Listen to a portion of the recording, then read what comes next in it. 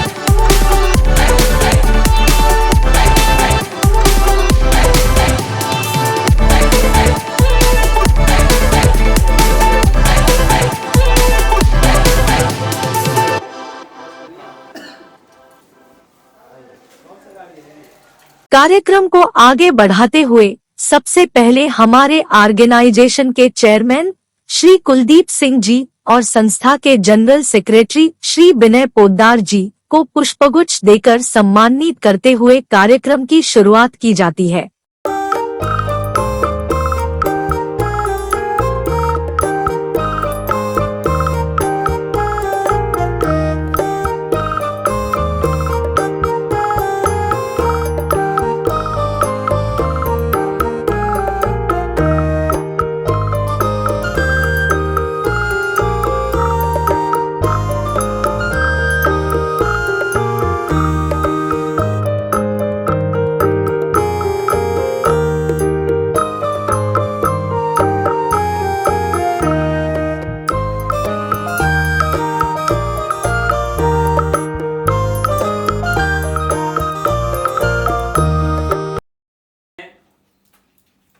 आप सभी का हार्दिक अभिनंदन करते हैं।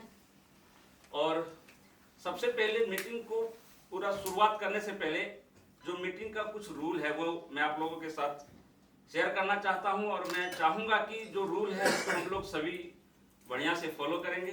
तो सबसे पहला रूल जो है, आप लोग अपना मोबाइल को साइलेंट मोड में कर ले, ठीक है, ताकि हम लोग जो मीटिंग करेंगे, जो ट्रेनिंग करेंगे, जो हम लोग यहाँ से आप लोगों को बताया जाएगा वो आप ध्यान पूर्वक उनको सुनेंगे। तो रिक्वेस्ट है कि सभी लोग अपना मोबाइल को साइलेंट कर लें।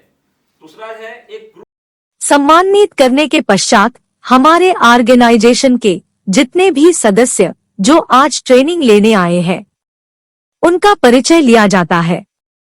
आइए जानते हैं कि कौन कौन से लोग आज इस ट्रेनिंग प्रोग्राम में आए हैं। परिचय हुआ, मेरा नाम हुआ राकेश कुमार सिंह और मैं इस ऑर्गेनाइजेशन में अभी नेशनल ऑर्गेनाइजेशन सेक्रेटरी के पद पे हूँ, और पेशे से मैं एक एक्स साइंटिस्ट हूँ और अभी 2 कंपनी का चीफ एग्जीक्यूटिव ऑफिसर हूँ। प्रोग्रामर सेक्रेटरी की हैसियत से काम करता हूँ। इस संस्था का एक अभी बहुत ही जागरूक मेंबर हूँ और आगे भी बहुत जागरूकता से काम करूँगा। আমি कोल इंडिया से ड्यूटी पर मैं जमुरिया का रहने वाला हूँ। मैं एक बिजनेसमैन हूँ। ये कुछ ही दिनों हुआ मेरा ये संस्था से जुड़े हुए, कोशिश करूँगा आगे चल के कुछ अच्छा करने का। अंडाल ब्लॉक का यूथ वाइस प्रेसिडेंट। मैं अभी इंडियन रेलवे में अंडाल में ही कार्यरत हूँ और मैं संस्था में 2021 से अक्टूबर से जुड़ा हुआ हूँ।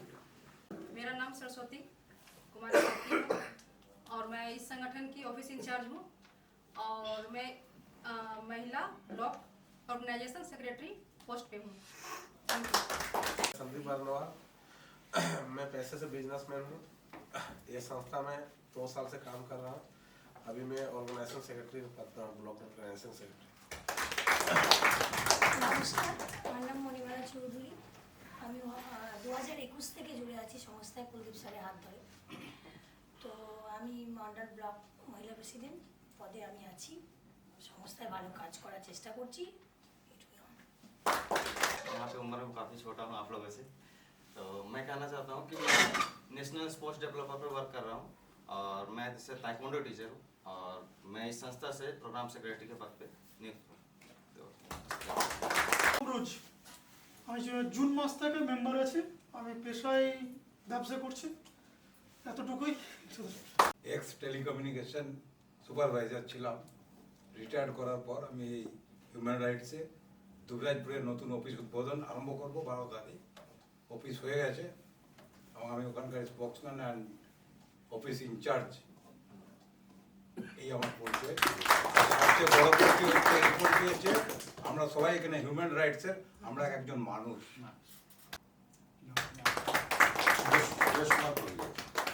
Good morning everyone, honorable chairperson and all respected members. मेरा नाम सैयद नाशा है और मैं फिलहाल टीचिंग फील्ड से जुड़ा हूँ। Near about last 26 years I was in this field human rights में। और मेरी ये कोशिश है कि इसका जो फ्रेगरेंस है इस visual life human rights foundation का, इसकी जो खुशबू और महक है, जितना हो सके इसको फैलाने की कोशिश करूँगा। নমস্কার সবাইকে, আমি দুর্গাপুর থেকে আসছি। আমার নাম শেখ মামুন। আমি ভিশন লাইফ হিউম্যান রাইটস ফাউন্ডেশনের পশ্চিম বর্ধমানের ডিস্ট্রিক্ট ভাইস প্রেসিডেন্ট। তো ছোটবেলা থেকে একটা ইচ্ছা ছিল যে মানুষের জন্য কিছু করব, গরিবের জন্য কিছু করব, সাধারণ মানুষের পাশে দাঁড়াবো। তো সেই জন্য আমার একজন ডিস্ট্রিবিউটার আছেন সুকুমার দা, ওনার সাথে একদিন আলোচনা হয়। তো উনি আমাকে বলেন যে আপনি আমাদের সাথে যুক্ত হচ্ছেন না কেন। তখন সুকুমার দা আমাকে কুলদীপজির সাথে পরিচয় করান এবং কুলদীপজি আমাকে এই ফিল্ডে নিয়ে আসেন। এবং আমি কুলদীপজির কাছে অসংখ্য কৃতজ্ঞ থাকবো যে উনি আমাকে এত সুন্দর একটা প্ল্যাটফর্ম দিয়েছেন আগে কাজ করার জন্য। তো যে পোস্ট আমাকে কুলদীপজি এখানে দিয়েছেন বা ভিশন লাইফ হিউম্যান রাইটস আমাকে দিয়েছেন, সর্বোপরি যেটা না বললেই নয়, যেটা আমার মনের মধ্যে মানে অনেকদিন ধরেই ছিল, এই এত সুন্দর একটা অনুষ্ঠানের আয়োজন যে কুলদীপজি করেছেন বা আমাদের টিম করেছেন। তো আমি সবারই কাছে একবার রিকোয়েস্ট করবো প্লিজ কুলদীপজির জন্য এবং সবার জন্য।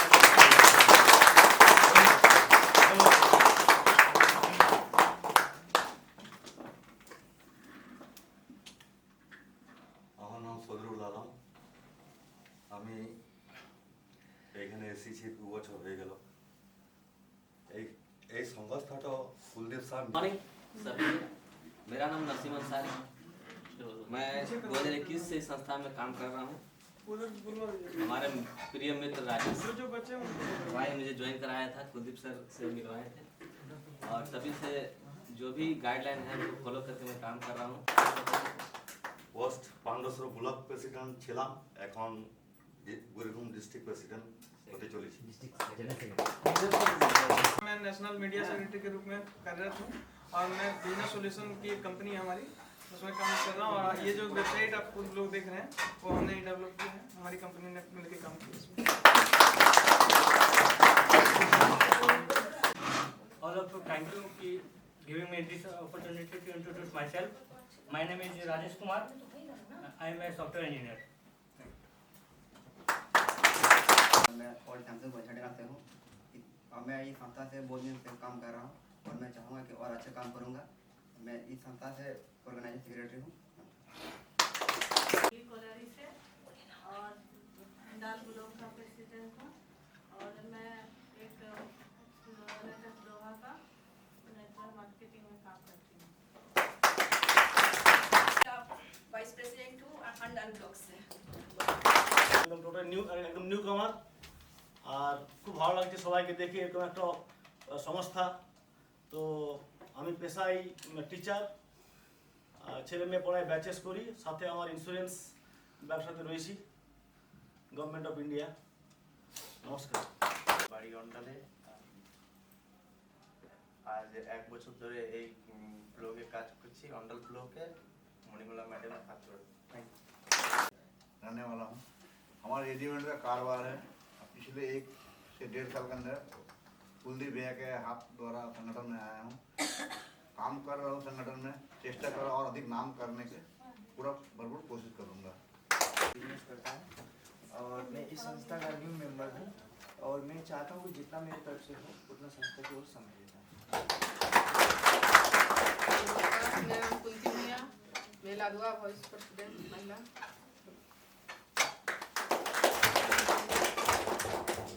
सभी को नमस्कार। मनोज कुमार बर्नवाल पांडेसर से हूँ और यह सेक्रेटरी ब्लॉक से। नमस्कार, मेरा नाम रूपक कुमार प्रसाद है, यूथ वाइस प्रेसिडेंट पश्चिम बंगाल का। 2020 से मैं इस संस्था से जुड़ा हूँ। मैं एयरपोर्ट स्टोर इंचार्ज हूँ अंडाल का।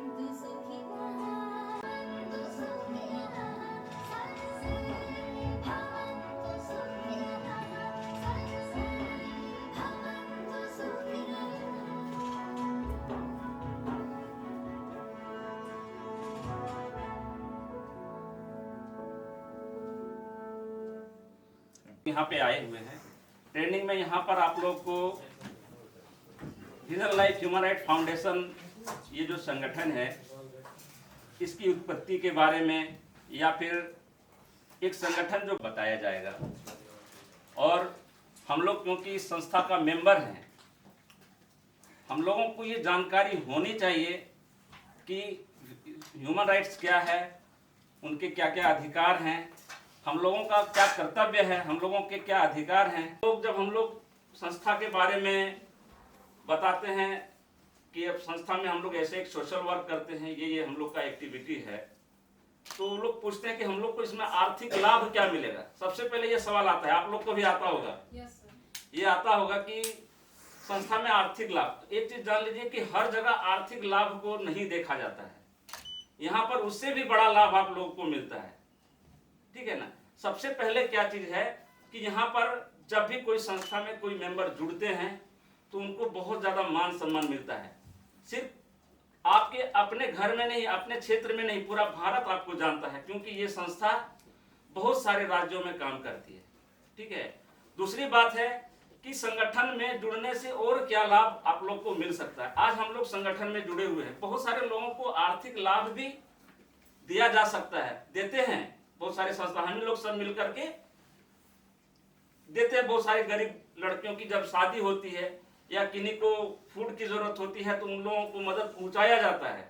और ये सामाजिक कार्य हम लोग को करना भी चाहिए, क्योंकि जिस उद्देश्य के साथ हम लोग जुड़े हुए हैं, ठीक है।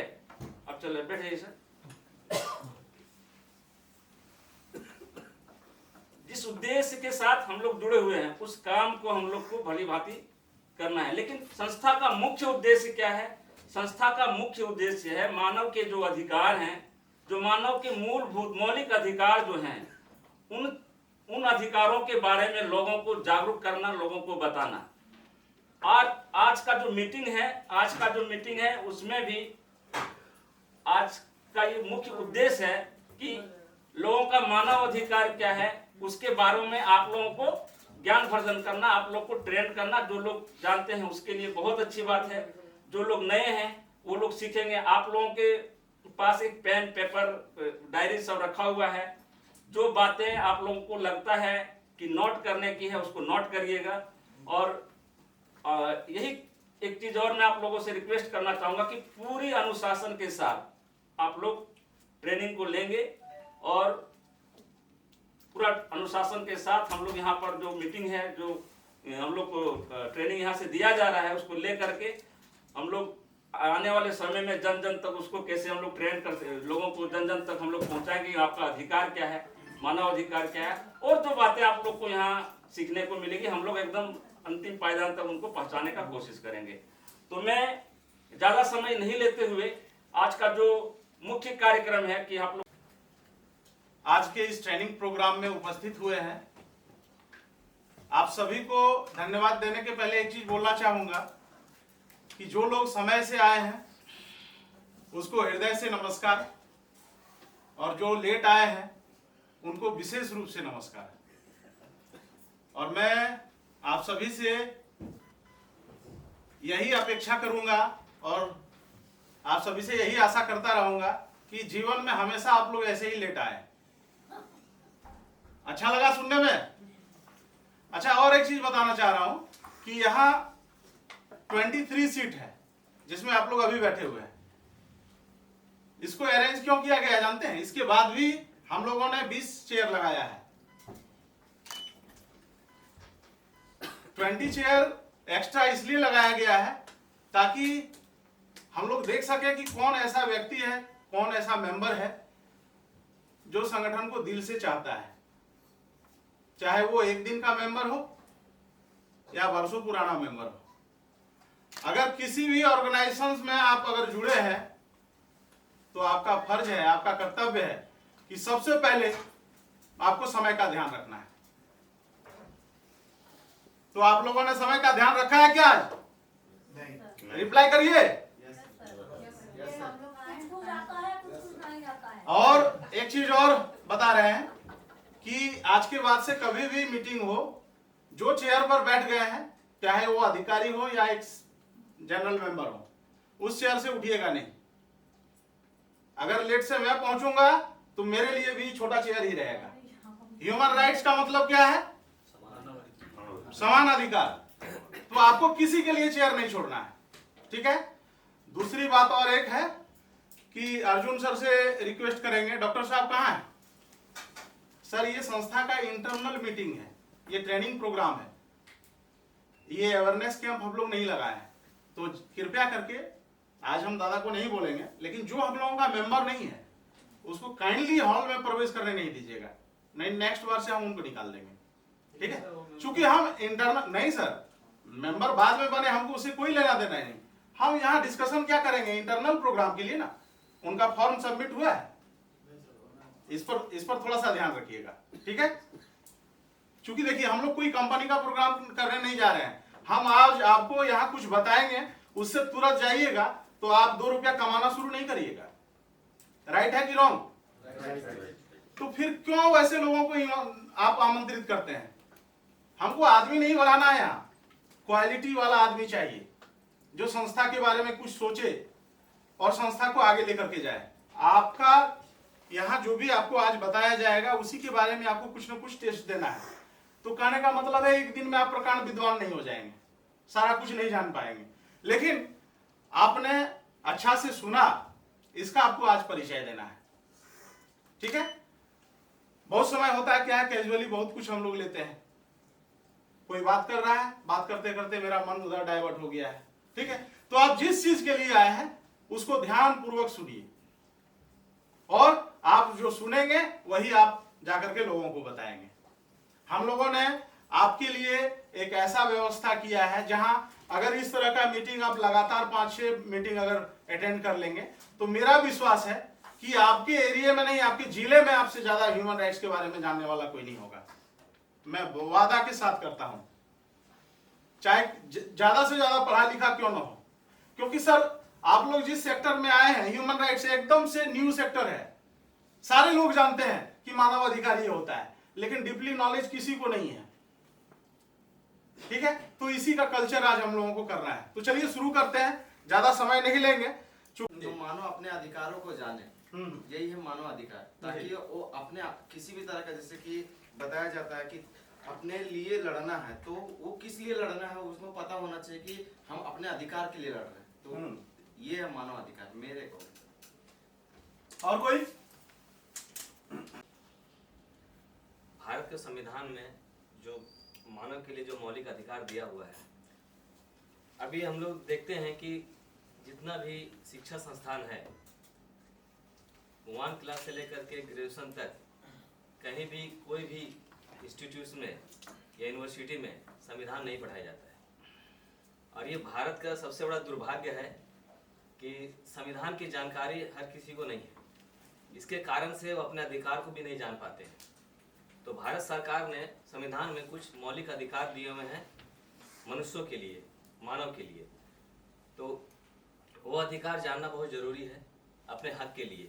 इसी अगर नहीं जानने के कारण ही बहुत जगह ठगी हो जाते हैं, दुर्व्यवहार किया जाता है कि हमको क्या अधिकार है और क्या कर्तव्य है। कुछ मौलिक अधिकार दिया गया है, कुछ कर्तव्य दिया गया है संविधान में।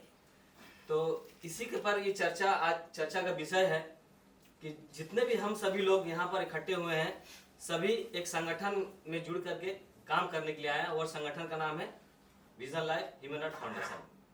तो जब तक हम लोग पूर्ण रूप से ट्रेंड नहीं होंगे, तब तो लोगों को बाहर में हम जा करके बता नहीं पाएंगे। क्योंकि हम लोग जब एक पोस्ट पे हैं या एक अधिकारी के पोस्ट पे हैं, किसी से, कोई अधिकारी से हम बात करेंगे, या ब्लॉक अधिकारी से बात करेंगे, या डिस्ट्रिक्ट अधिकारी से बात करेंगे, या प्रशासन से बात करेंगे, या पुलिस प्रशासन, किसी से बात करेंगे, या सरकार जो चला रहा है गवर्नमेंट, उससे अगर किसी अधिकारी से बात करेंगे, तो हमको जानना बहुत जरूरी है कि हम किस विषय में बात कर रहे हैं। तभी हम लोगों को हक का लड़ाई खुद भी लड़ पाएंगे और लोगों को हम हक की लड़ाई को दिला भी पाएंगे। और सम्मान की रक्षा को ही मानव अधिकार कहते हैं। Thank you sir. चलिए, इनका भी बहुत बढ़िया है। जिन अधिकारों की आवश्यकता होती है उसे क्या कहते हैं? समझने में कोई दिक्कत है? बताइए। बांग्लाते बोलছি। मानव को मानव बने रहने के लिए, यानी हम लोग मनुष्य हैं, हम लोगों को मनुष्य बने रहने के लिए जिन मूलभूत अधिकारों की आवश्यकता होती है उसे ही मानव अधिकार कहते हैं। तो एक मनुष्य की मूलभूत अधिकार क्या है, हम अभी बताएंगे उसके बारे में। जैसे शिक्षा का अधिकार है, ठीक है, स्वतंत्रता का अधिकार है, मैडम बोली, उसी तरह से समानता का अधिकार है। तो इस तरह से बहुत सारी मूलभूत आवश्यकताएं हैं, बहुत कुछ विशेष अधिकार हैं जिसके कारण जो है एक मानव बने रहता है। ठीक है, क्योंकि हम लोग संविधान के अनुरूप ही कार्य करते हैं। जब हम इस पृथ्वी पर आए, तो पृथ्वी पर आने के बाद मुझे जो अधिकार मिलना चाहिए, इस अधिकार को देने वाला कौन है? मेरा संविधान। ठीक है, तो संविधान में हम लोगों के लिए कुछ मूलभूत अधिकार है जिसको आज हम बताएंगे। ठीक है, तो जब एक मनुष्य पैदा होता है, जन्म लेता है, उसमें कुछ अधिकार लेकर के पैदा होता है, और मरने के उपरांत भी उसके कुछ अधिकार हैं। जैसे एक छोटा सा उदाहरण देते हैं। मान लीजिए कोई मुस्लिम आदमी डेथ कर गया और वो लाश जो है लावारिस है, और उनके कम्युनिटी वाले उनको अंतिम संस्कार नहीं किए, तो उसका क्या होगा? चाहे एक हिंदू जब मरता है तो दाह संस्कार की बारी जब आती है, और लाश अगर लावारिस होता है और कोई उसका अंतिम संस्कार करने वाला नहीं है, तब क्या होगा? उसके अधिकार का हनन हो रहा है ना। ये संविधान में दिया गया है कि अगर किसी भी धर्म का व्यक्ति अगर मरते हैं, तो उनका, अगर वो लाश लावारिस होता है, तो उनका अंतिम संस्कार जो है सरकारी खर्च से होगा। लेकिन आप लोगों ने कभी ये सुना है या देखा है कहीं कि सरकार के द्वारा किसी का अंतिम संस्कार हुआ है? सुने हैं क्या आप लोग? लेकिन आज आप लोग जान के रखिए, किसी ब्लॉक में किसी जिले में अगर इस तरह की कोई घटना होती है, तो अगर ब्लॉक में होती है तो आप लोग वीडियो का घेराव करेंगे, ठीक है। और कोई जिला में, अगर जिला नजदीक है, जिला कार्यालय, तो आप डीएम का घेराव करेंगे। क्या सर? डीएम का, ठीक है, जहां से आप वो अधिकार ले सकेंगे। ये लोग प्रशासनिक अधिकारी हैं, ठीक है, तो आप अपना बात जो है इन्हीं के पास रख सकते हैं, किसी नेता के पास आप नहीं रख सकते हैं, ठीक है। तो ये जो है वो बाध्य होंगे उनका अंतिम संस्कार करने के लिए, ठीक है। कोई डाउट है? ठीक है, चलिए आगे बढ़ते हैं।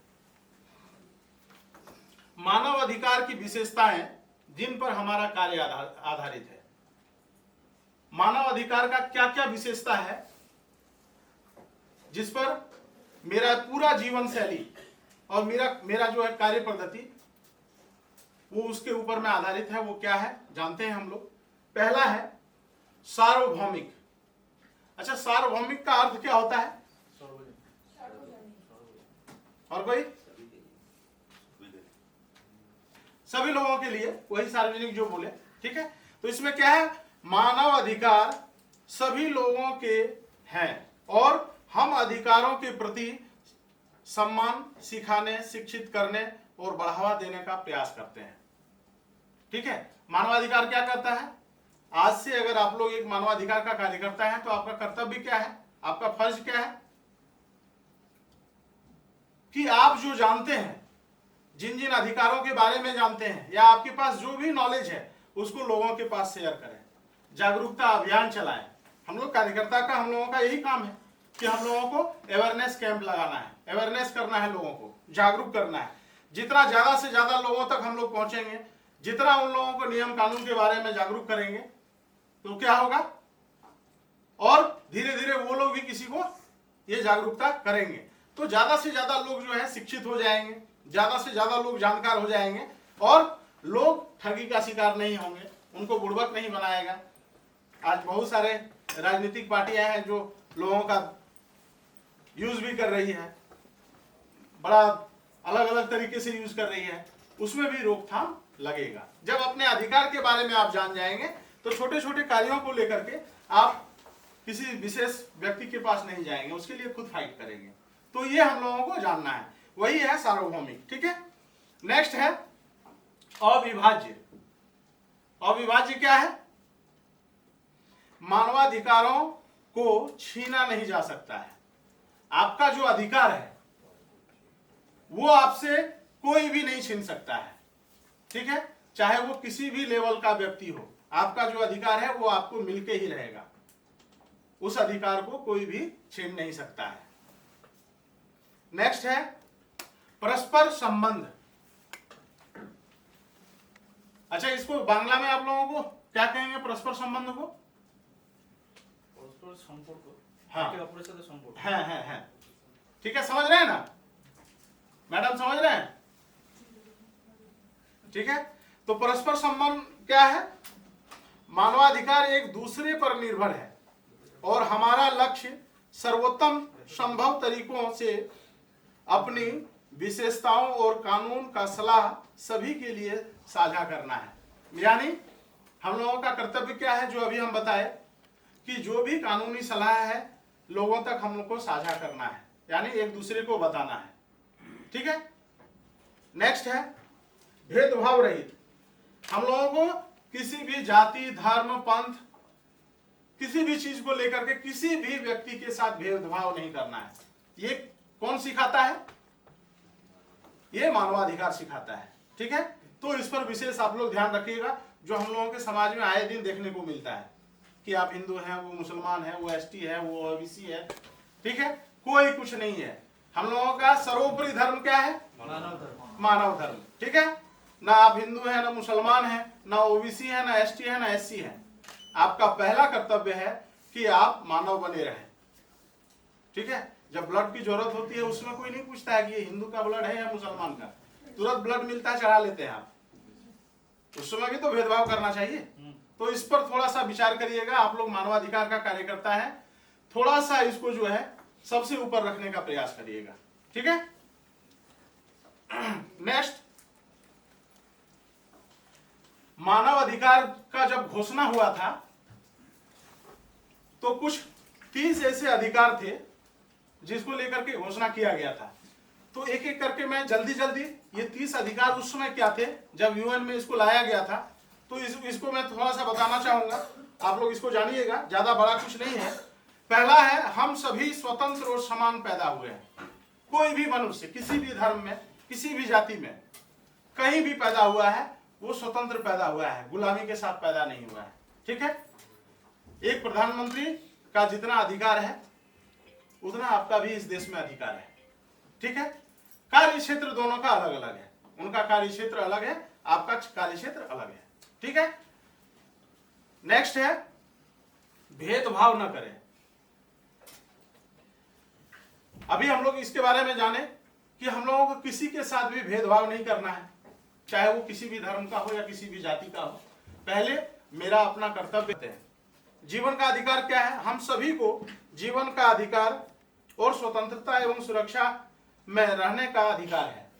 जितने भी मानव हैं सभी मानव को स्वतंत्र और सुरक्षित रहने का जन्मसिद्ध अधिकार है। माने पैदा हुए हैं उसी दिन से आपको यह अधिकार प्राप्त हुआ है।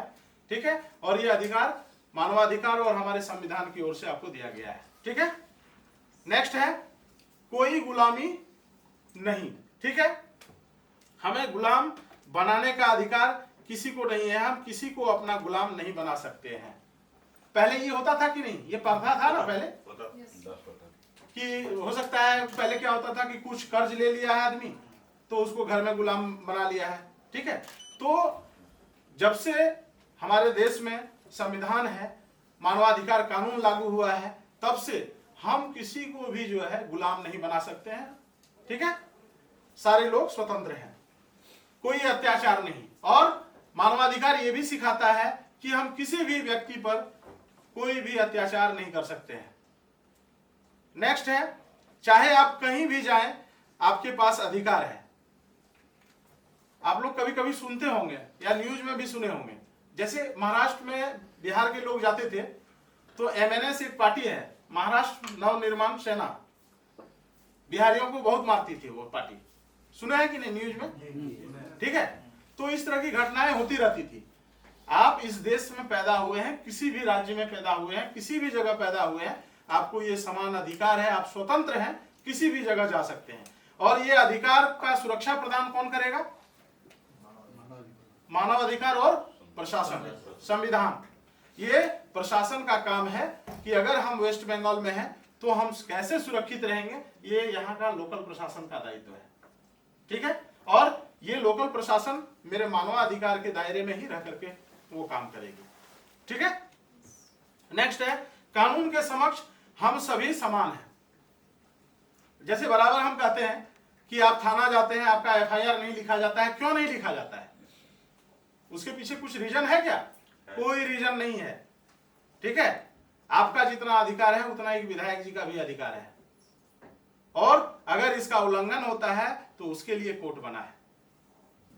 जिस अधिकारी ने आपका रिपोर्ट नहीं लिखा है उस अधिकारी के ऊपर में भी कंप्लेन होगा, उस थानेदार का जो है नौकरी जाएगी, उसका डिमोशन होगा। ठीक है, इसीलिए हम लोगों का न्याय प्रणाली जो है वो बहुत ही मजबूत है। ठीक है, इस पर हम लोगों को अटूट विश्वास रखना चाहिए और न्याय के विरुद्ध, न्यायपालिका के विरुद्ध कोई भी हम लोगों को कार्य नहीं करना चाहिए। ठीक है, नेक्स्ट है, आपके मानव अधिकार कानून द्वारा संरक्षित। ठीक है, हम लोग संरक्षित माने संरक्षण में कैसे हैं? मानवाधिकार कानून एक व्यक्ति के जीवन में जब से आया है तब से प्रत्येक व्यक्ति जो है वो सुरक्षित हो गया है और इस कानून के अंदर जो है संरक्षित है। कोई भी आदमी उसको परेशान नहीं कर सकता है, उसके ऊपर अत्याचार नहीं कर सकता है बेवजह। ठीक है, तो ये अधिकार हमको इस कानून के द्वारा मिलता है। नेक्स्ट है, कोई अनुचित हिरासत नहीं। इसके बारे में भी आप लोग सुने होंगे, आए दिन सुने होंगे कि पुलिस क्या करती है, किसी के दबाव में आकर के जो विक्टिम नहीं है उसको उठा करके ले जाकर के हिरासत में डाल देती है। तो ये सरासर मानवाधिकार के खिलाफ है और इसके विरुद्ध जो है आपको जम के फाइट करना है। यही हम लोगों का काम है जो आप देख रहे हैं। ठीक है, और समाज में आने वाले समय में आपको ये सब कार्य करना है। हाँ, इसमें क्या है, वेरिफिकेशन प्रोसेस स्टाम्प पेपर में करेंगे, ठीक है। उसी व्यक्ति के नाम से 10 रुपया का स्टाम्प पेपर मिनिमम मैक्सिमम जितना का हो लेकर के उसका कंप्लेन उसी में लिखना है, ताकि आने वाले समय में अपने बात से मुकरे नहीं वो। नहीं तो क्या होगा, बीच में देखिएगा वो व्यक्ति ठीक है, आप फंस गए। कानून का पेज तो बहुत बड़ा है, इसलिए आप एक मानवाधिकार के अधिकारी हैं, आपको नियम के साथ जो है सारा काम करना है, सारा एविडेंस के तौर पर काम करना है, कहीं भी अपना बहादुरी नहीं दिखाना है। हम लोगों के पास शक्ति क्या चीज का है? कलम का ताकत है, ठीक है, लाठी का ताकत नहीं है, ठीक है। तो ये हमेशा दिमाग में रखिएगा कि उत्तेजित होकर के या किसी आदमी के आवेश में आकर के, किसी आदमी के बात में आकर के कोई भी कार्य नहीं करना है, चाहे उस व्यक्ति को कितना भी क्षति क्यों ना हो जाए, ठीक है। आपको बहुत दूर तक जाना है, बहुत लंबा जाना है, बहुत बड़ा काम करना है, इसके लिए सबसे पहले आपको भी सुरक्षित रहना है। तो ये इन चीजों पर जो है विशेष रूप से आप लोग ध्यान रखेंगे, ठीक है। বাংলায় আচ্ছা চেষ্টা করছি। এটা अच्छा अच्छा, कोई अनुचित हिरासत नहीं, इसको क्या बोलेंगे मामून सर? Illegal custody. हाँ इलीगल बांग्ला में बेआईनी, हाँ বাংলা, ঠিক আছে। অন্যায়ভাবে কাউকে জেলে ঢোকানো যাবে না, ঠিক আছে। मुकदमे का अधिकार, मुकदमा मतलब आप लोग समझते हैं केस, मामला, हाँ मामला, समझ रहे हैं ना। तो प्रत्येक व्यक्ति को जो है मामला करने का, केस करने का, मुकदमा करने का अधिकार दिया गया है भारतीय संविधान के अनुरूप, ठीक है। नेक्स्ट है, दोषी साबित होने तक हम हमेशा निर्दोष हैं। अच्छा, इसके बारे में एक चीज और बताएंगे, हम लोग बराबर ये डिस्कशन करते हैं कि किन्हीं कोई भी दोषी व्यक्ति को आप ह्यूमन राइट्स का मेंबर नहीं बनाइएगा, ये बार बार हम लोग कहते हैं ना, ठीक है। लेकिन दोषी कौन है, इसको कैसे सत्यापित किया जाएगा? दोषी को सत्यापित करेगा कोर्ट, ठीक है, आप और हम नहीं। कोई थाना भी दोषी को सत्यापित नहीं कर सकता है, उसका काम है कि रिपोर्ट लिखना, ठीक है, और उस रिपोर्ट का वेरिफिकेशन के लिए उसको कोर्ट ट्रांसफर कर देना। लेकिन कोर्ट से अगर कोई भी व्यक्ति सजा पाता है तभी वो दोषी कहलाता है, ठीक है। किसी के ऊपर में अगर एफआईआर हुआ है तो वो गिल्टी नहीं है, दोषी नहीं है, ठीक है। ये चीज का हमेशा आप लोग ध्यान रखिएगा। वैसे व्यक्ति का आप यहां मेंबरशिप ले सकते हैं, ठीक है। नेक्स्ट है निजता का अधिकार, राइट टू प्राइवेसी। लगभग सारे लोग इसके बारे में जानते होंगे,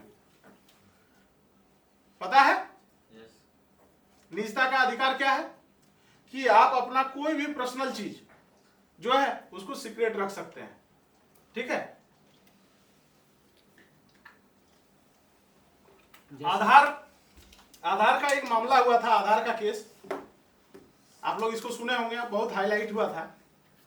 पर और अलग होने पर समान अधिकार है, जो अभी बहुत ज्यादा हो रहा है कि नहीं?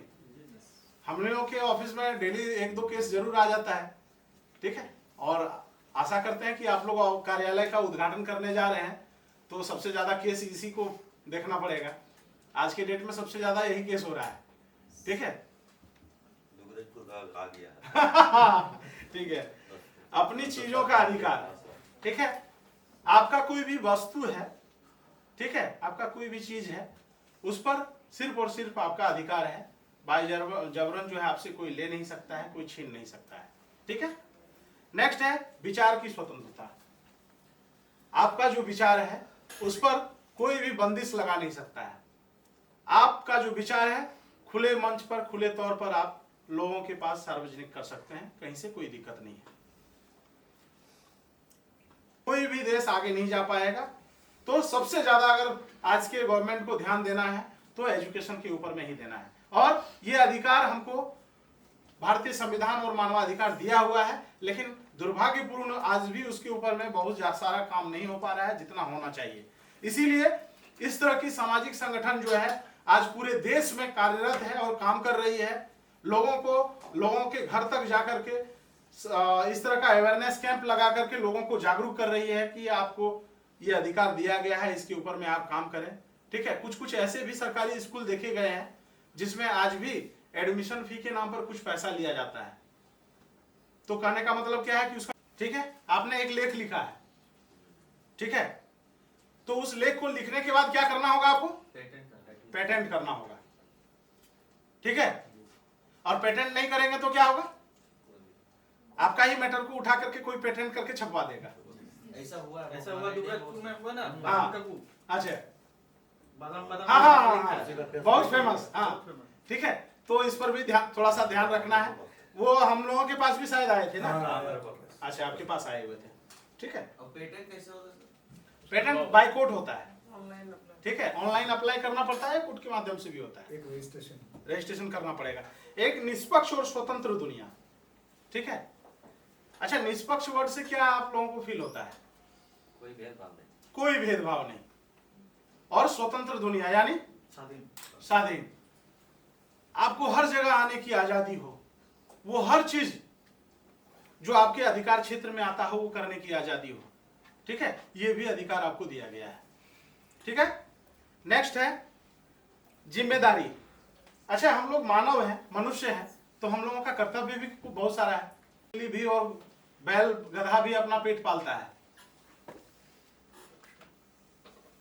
तो आप फिर मनुष्य और आप में उसमें अंतर क्या हुआ? तो इसको जरूर ध्यान रखिएगा। कभी कभी हम लोग ये देखते हैं और सुनते भी हैं, बहुत बुरा लगता है कि मेरे पड़ोस में ही एक एकदम असमर्थ महिला है या व्यक्ति है, परेशान है, लेकिन अब मेरे पास सारा कुछ वो चीज है जो हम थोड़ा सा भी दे दें तो उसको हेल्प हो जाए, लेकिन कभी देना नहीं चाहते हैं। आज हम लोग स्टेटस के चक्कर में बहुत कुछ करते हैं। एक चीज आप लोगों को जरूर कहना चाहेंगे कि आप नहीं जानते होंगे, थोड़ा अपडेट भी करना है कि हम लोग अभी और क्या क्या हो चुके हैं और क्या होने वाले हैं, हम लोगों के साथ और क्या जुड़ा है। तो चलिए, इसकी शुरुआत जो है औपचारिक रूप से 7 अक्टूबर 2020 को हुई थी, लेकिन यह कार्य बहुत पहले ही शुरू हो चुका था।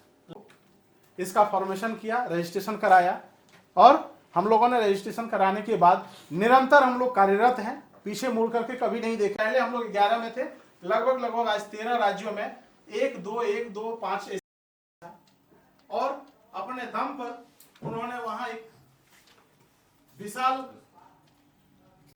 पूरे हिमाचल प्रदेश के प्रदेश कार्यालय को, बड्डी जिला है नाम, बड्डी नाम का एक जिला है, सोलन जिले के पास है, वहां उनका कार्यालय चलता है। और रिसेंटली 25 दिसंबर को उन्होंने एक बहुत बड़ा प्रोग्राम किया। आप सभी लोग जो ग्रुप में हैं देखें। एक बात बताइए, आपके जीवन में सबसे बहुमूल्य चीज क्या है? कोई बताइए, थोड़ा सा रिप्लाई करिए तो अच्छा लगेगा बात करने में। इज्जत प्रतिष्ठा, इससे बड़ा कुछ है क्या? नहीं। कोई बताइए अगर कुछ है तो। एनीवन? तो आपका जो सोशल स्टेटस है, जिसको हम लोग जिसके लिए मरते हैं अभी, ठीक है, सामाजिक, आज देखिएगा अपने ही समाज में कुछ ऐसे लोग पा जाइएगा जो जीवन में कुछ नहीं किया लेकिन शुद्ध करोड़पति है, ठीक है, लेकिन उनके पीछे 5 आदमी नहीं है, ठीक है। और एक आदमी आप बताया गया, उसका भी क्लिप है, तो आप लोग वहां से सुन सकते हैं, या वहां मॉक टेस्ट डेली आप दे सकते हैं। मॉक टेस्ट दिए, रिजल्ट भी आपको मिल गया, आज कितना हम सीखे, कितना जाने। तो कभी फ्री टाइम में ये सब भी करिएगा। तो आज के बाद से आप लोग जो है इसको ट्राई करिएगा, क्या होगा, कुछ ना कुछ जानिएगा आप। चलिए हम लोग आगे बढ़ते हैं और हम लोग जानने का कोशिश करते हैं। एक सवाल है हम लोगों के बीच में कि राष्ट्रीय मानवाधिकार आयोग यानी राष्ट्रीय मानवाधिकार आयोग जो है ये क्या है? एक वैधानिक निकाय है या संवैधानिक निकाय है या बहुपक्षीय निकाय है या ए और सी दोनों है? बी, संवैधानिक निकाय। आप बोले, ठीक है। और कोई? बी, अच्छा। देखिए, मानवाधिकार आयोग जो है वो संवैधानिक निकाय नहीं है। संवैधानिक निकाय इसलिए नहीं है, ये एक वैधानिक निकाय है और बहुपक्षीय निकाय है।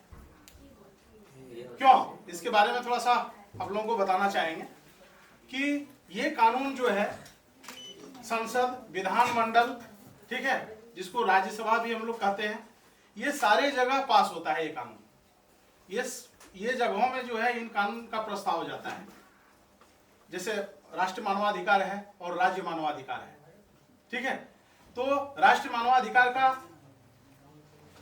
पद का जो चयन होता है, सदस्य का जो चयन होता है, उस चयन प्रक्रिया में उस कमेटी में कौन कौन होते हैं?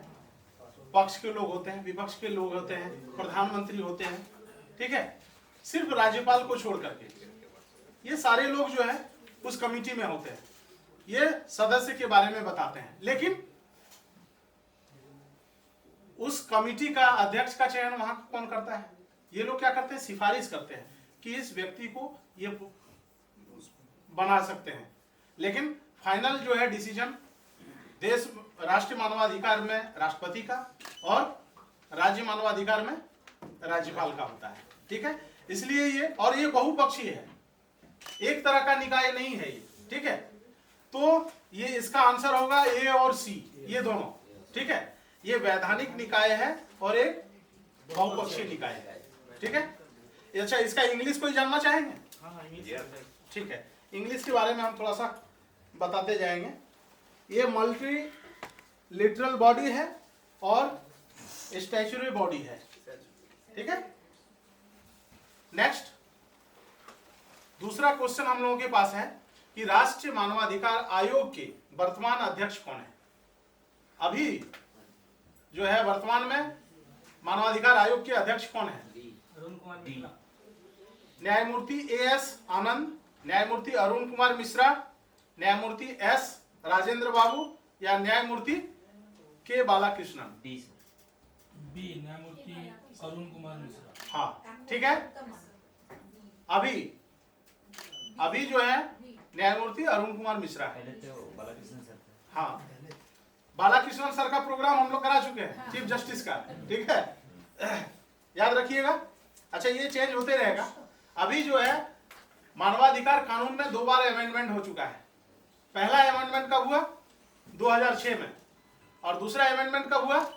2019 में। तो पहले आप लोग जो पढ़े थे चेंज हो चुका है, ठीक है। पहले कार्यक्षेत्र कितना था? 5 साल और 70 साल। अभी कार्यक्षेत्र कितना हो गया है? 3 साल। 3 साल और 70 साल, ठीक है। तो आगे इसको देखेंगे आप लोग, ठीक है। चलिए आगे बढ़ते हैं हम लोग। राष्ट्रीय मानवाधिकार आयोग का अध्यक्ष किसे नियुक्त किया जा सकता है? यानी राष्ट्रीय मानवाधिकार नेशनल ह्यूमन राइट कमीशन जो है उसका प्रेसिडेंट हम लोग किसको बना सकते हैं? सुप्रीम कोर्ट का कोई भी मौजूदा न्यायाधीश, मतलब सुप्रीम कोर्ट में अभी जो वर्तमान में न्यायाधीश हैं उनको, या सुप्रीम कोर्ट का कोई भी सेवानिवृत्त मुख्य न्यायाधीश, या सुप्रीम कोर्ट का जो रिटायर हो गए हैं चीफ जस्टिस उनको, या राष्ट्रपति, ठीक है, या किसी भी उच्च न्यायालय के सेवानिवृत्त मुख्य न्यायाधीश द्वारा नियुक्त कोई भी व्यक्ति। बी, ठीक है। जब भी नेशनल ह्यूमन राइट कमीशन का प्रेसिडेंट का चुनाव होगा तो वो chief justice of India, farmer chief justice of India का सिलेक्शन किया जाएगा, ठीक है। इसको ध्यान में रखिएगा। सदस्य कोई भी बन सकता है, लेकिन अध्यक्ष जो है, प्रेसिडेंट जो है, वो former chief justice of India ही होंगे। नेक्स्ट, राष्ट्रीय मानवाधिकार आयोग के बारे में निम्नलिखित में कौन सा कथन सत्य नहीं है? यानी इसमें 4 तरह के सेंटेंस दिए हुए हैं, इसमें से कौन सत्य नहीं है? पहला है, इसकी स्थापना 1993 में हुई।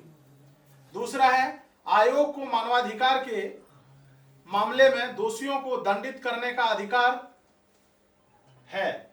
और तीसरा है, इस आयोग के अध्यक्ष और सदस्यों की नियुक्ति भारत के सर्वोच्च न्यायालय द्वारा की जाती है। आयोग अपनी वार्षिक रिपोर्ट केंद्र सरकार और राज्य सरकार को देती है। इसमें से कौन ऐसा चीज है जो नेशनल ह्यूमन राइट्स कमीशन से जो मिलता जुलता नहीं? कौन सा? बी, आयोग को मानवाधिकार के मामले में दोषी को दंडित करने का अधिकार नहीं है। ये क्या है? ये कैसा निकाय है? ह्यूमन राइट्स जो है ये सलाहकारी निकाय है। ये गवर्नमेंट ऑफ इंडिया को या राज्य सरकार को ये सलाह दे सकती है, ठीक है, लेकिन ये किसी को सजा नहीं दे सकती है। मानवाधिकार कानून, मानवाधिकार आयोग किसी को सजा नहीं दे सकती है, ठीक है, इसलिए ये सलाहकारी निकाय है। नेक्स्ट, राष्ट्रीय मानवाधिकार आयोग के अध्यक्ष का कार्यकाल कितना होता है? बताइए, अभी बताए। 370 वर्ष। ठीक है, डी 370। कोई डाउट नहीं है? नेक्स्ट है राष्ट्रीय मानवाधिकार आयोग के अध्यक्ष की नियुक्ति के लिए गठित समिति में निम्नलिखित में कौन सा शामिल नहीं है? अभी इसको भी बताए हम। राष्ट्रपति। सही बताए वो राष्ट्रपति। जो कमेटी गठित होता है उसमें राष्ट्रपति शामिल नहीं है। प्रधानमंत्री रहते हैं, लोकसभा का अध्यक्ष रहते हैं और मुख्य विपक्षी दल का नेता जो है वो सलाहकारी जो कमेटी होता है उसमें ये लोग होते हैं। ये लोग नाम का सलाह करके राष्ट्रपति के पास ये भेजते हैं। ठीक है, तो इसमें राष्ट्रपति नहीं होते हैं। नेक्स्ट, निम्नलिखित में कौन सा राष्ट्रीय मानवाधिकार आयोग का कार्य नहीं है? न्यायालय में लंबित किसी भी मानवाधिकार उल्लंघन मामले से संबंधित कार्यवाही में हस्तक्षेप करना, यानी कोई भी कोर्ट में केस पेंडिंग है उसमें मानवाधिकार से रिलेटेड और उसमें ये जो है इंटरफेयर करा एनएचआरसी। दूसरा, कैदियों की मानवाधिकार का रक्षा करना, जो कैदी होता है उसका मानवाधिकार का रक्षा करना। तीसरा, मानवाधिकार उल्लंघन के किसी भी पीड़ित को आर्थिक मुआवजा प्रदान करना या मानवाधिकार के क्षेत्र में अनुसंधान को बढ़ावा देना। ये कौन सा काम जो है मानवाधिकार नहीं कर सकता है? नहीं, गड़बड़ है। ये है सी आपका, मानवाधिकार उल्लंघन के किसी भी पीड़ित को आर्थिक मुआवजा नहीं दे सकता है। मानवाधिकार से पीड़ित कोई भी है, देखिए ये क्या है, न्यायालय में लंबित कोई भी कोर्ट में कोई भी मानवाधिकार से रिलेटेड केस है उसमें हस्तक्षेप कर सकता है। ठीक है। दूसरा है कैदियों का मानवाधिकार रक्षा तो करेगा ही मानवाधिकार। और चौथा देखिए, मानवाधिकार के क्षेत्र में अनुसंधान यानी खोज, मानवाधिकार में और क्या हम लोग अच्छा कर सकते हैं वो तो करने का राइट्स है ही। तो सी जो है, हम लोग क्या कर सकते हैं, मानवाधिकार उल्लंघन के किसी भी पीड़ित को मुआवजा नहीं दे सकते हैं। बताइए क्या है? जैसे निम्नलिखित में कौन सा राष्ट्रीय मानवाधिकार आयोग का कार्य नहीं है? नेशनल ह्यूमन राइट्स का ये कौन सा ऐसा वर्क नहीं है? इसमें 4 वर्क दिया हुआ है। ठीक है। पहला वर्क है कि कोई भी कोर्ट में किसी भी तरह का कॉम्पनसेशन ये नहीं दे सकते। ठीक है, इसके पास ऑथोरिटी नहीं है। क्षतिपूर्ति नहीं। ठीक है, क्षतिपूर्ति नहीं दे सकती है। ठीक है, उसके लिए लड़ सकती है उसके लिए। ये क्षतिपूर्ति देने का अधिकार तो गवर्नमेंट का अध्यक्ष नियुक्त नहीं किया गया है। न्यायमूर्ति के.जी. बालाकृष्णन, इनके बारे में आप लोग जानते हैं? के.जी. बालाकृष्णन के बारे में निठारी केस का काम सुने थे? इनको न्यायमूर्ति का दर्जा दिया गया है। निठारी केस का फैसला यही किए थे। ठीक है। दूसरा है न्यायमूर्ति एस। सार्क का फुल फॉर्म क्या है? सार्क के बारे में सुने हैं ना आप लोग? न्यूज में नहीं आता है, सार्क सम्मेलन हुआ, सार्क का मीटिंग हुआ, सुने हैं ना? तो उसका फुल फॉर्म क्या है? तो कहां हम लोग पेश करते हैं? लोकसभा में। ठीक है। और जब लोकसभा में विधेयक को पेश करते हैं तो जब सहमति हो जाती है तब हम लोग इस कानून का गठन होता है। तो पहले कब, कोई थोड़ा सा पहली पीढ़ी किसको कहते हैं, थोड़ा संक्षेप में तुरंत बताते हैं। पहली पीढ़ी मेरे आने वाले आगे जो बच्चे बस मेरे को नहीं, हाँ, मेरे दादा के और जैसे मेरा दादा नहीं, ये तो सामाजिक ज्ञान है। मानवाधिकार में इसका एक अलग उल्लेख है। वो उल्लेख क्या है कि मान लीजिए मेरा जो पूर्वज है वो अनपढ़ है, समझ गए? मेरा पूर्वज जो है वो एकदम से कोई पढ़ा लिखा नहीं है। ठीक है। उसके बाद हम लोग आते हैं। ठीक है। जैसे अधिकतर आप एक चीज कह सकते हैं, ओबीसी, एसटी, एससी इस वर्ग में ज्यादा आते हैं। ठीक है। तो ये लोग जो है किस सोच का होता है? पिछड़े वर्ग। आप एक चीज ध्यान रखिएगा कि जिनके दादा परदादा या अगली पीढ़ी जो है वो लोग कभी माने शिक्षा से दूर दूर तक कोई वास्ता नहीं रखा है, तो उनका दूसरा जनरेशन जब पढ़ने के लिए आता है तो उनको देखिएगा समाज में जैसे मोटिवेट करता है वैसे मोटिवेट हो जाता है, क्योंकि उनके घर से या उनका समाज से किसी भी तरह का कोई शिक्षा या नॉलेज नहीं मिलता है। तो उनके अंदर क्या चीज चलता है? हमेशा नेगेटिव थिंकिंग चलता है। आप थोड़ा सा गौर करिएगा, अपने अगल बगल में समाज में ही देखिएगा इसको। तो इसमें क्या है कि पहली पीढ़ी के पास अधिकतर अधिकार क्या होता है? समूह अधिकार, सकारात्मक अधिकार या नकारात्मक अधिकार? ठीक है। हमेशा नेगेटिव सोच रहता है। ठीक है। ये हम लोग नहीं कह रहे हैं, ये नेशनल ह्यूमन राइट्स कमीशन का जो है एक रिपोर्ट है और एक ये माना देखा गया है, उसी के अनुसार ये बताया जाता है। निम्नलिखित में से किस पीढ़ी के अधिकार को ग्रीन राइट्स के रूप में जाना जाता है? ग्रीन राइट्स किस पीढ़ी के अधिकार को? पहली पीढ़ी, दूसरी पीढ़ी, तीसरी पीढ़ी या चौथी पीढ़ी? चौथी पीढ़ी। और कोई? तीसरी पीढ़ी है। क्यों? क्योंकि तीनों में सभी पढ़े लिखे हैं, उनको पता है कि क्या करना, नकारात्मक उनका अंदर नहीं आएगा, तो आई थिंक सो वो होना चाहिए। एकदम सही बात है। ठीक है, माना इसको थोड़ा और बढ़िया से डिफाइन किया जा सकता है, लेकिन आप एकदम 100% सही बताएं। ठीक है, माने उसके बहुत बहुत धन्यवाद कुलदीप जी। अब हम लोग नेक्स्ट सेशन की ओर आगे चलते हैं। अभी जो हम लोग का आने वाला सेशन में हम लोगों के जो नेशनल ऑर्गेनाइजेशन सेक्रेटरी हैं मिस्टर राकेश कुमार सिंह जी, वो हम लोग के बीच में आएंगे। ठीक है, और हम लोगों को संस्था के बारे में पूरी जानकारी देंगे। उससे पहले मैं आप लोगों से 2 मिनट का आप लोगों का टाइम लेना चाहता हूं, राकेश जी को बुलाने से पहले। कुलदीप जी ने अभी यहाँ पे जो आप लोग के बीच में जो ट्रेनिंग प्रोग्राम दिया, जो आप लोग को सिखाया, ठीक है, इसको सिर्फ यहीं पर छोड़ करके नहीं चले जाना, इसको अध्ययन करना है, इसको पूरा मनन करना है और इसका ज्ञान हम लोग जहाँ से ले सकते हैं वहाँ से लेना है। क्योंकि आप अगर कोई भी क्षेत्र में आप काम करते हैं, चाहे वो आप सर्विस करते हैं या कोई बिजनेस करते हैं या कोई भी क्षेत्र में आप काम करते हैं, तो बिना नॉलेज के आप ज़्यादा सफलता हासिल नहीं कर सकते हैं। आपके पास नॉलेज होना चाहिए। जितना जिस चीज़ के बारे में नॉलेज आपके पास होगा, उस चीज़ में आप उतना अच्छा तरीके से काम कर सकते हैं। ठीक है, जितना ज़्यादा हो सके आप लोग नॉलेज लेने का कोशिश कीजिए। मैं आप ही लोगों से पूछना चाहता हूँ, सर, हेलो सर, आप लोग थोड़ा ध्यान दीजिएगा। ठीक है, आप लोग से पहले भी मैंने रिक्वेस्ट किया था कि जब आप इस मीटिंग में जाते हैं तो आप लोगों का ध्यान मतलब एक जगह केंद्रित होना चाहिए। क्यों होना चाहिए? यदि आपका ध्यान यदि यहाँ रहेगा, आपका फोकस एक जगह रहेगा, तो आपका दिमाग में समझ में आएगा। अगर यदि आपका समझ में नहीं आया तो फिर आपका यहाँ आना बेकार हो गया। तो मैं आप लोगों से फिर एक बार रिक्वेस्ट करना चाहूंगा कि जब भी, और खास करके हम लोग जिस संस्था में जुड़े हैं ना, ये मानव अधिकार, हम लोग मानव के अधिकार का रक्षा करने के लिए जुड़े हैं।